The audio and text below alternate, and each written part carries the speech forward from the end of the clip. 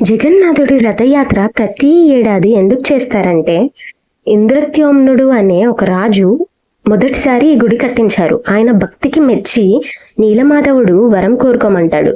అప్పుడు ఆ రాజు తనకి పిల్లలు కలగకూడదని, ఆయన వంశం నిర్వంశం అయిపోవాలి అని చెప్పి కోరుకుంటాడు.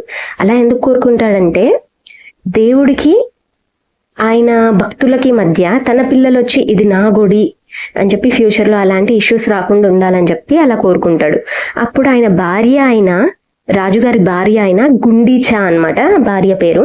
తను అంటుంది, నాకు అమ్మనయ్యే యోగం లేదా స్వామి అని చెప్పి అడిగితే అప్పుడు జగన్నాథుడు అంటాడు, అమ్మ, నేను నా అన్న చెల్లెళ్ళు నిన్ను అమ్మగా భావించి ప్రతి ఏడాది నీ దగ్గర 9 రోజులు ఉంటామమ్మా అని చెప్పి మాటిస్తారనమాట.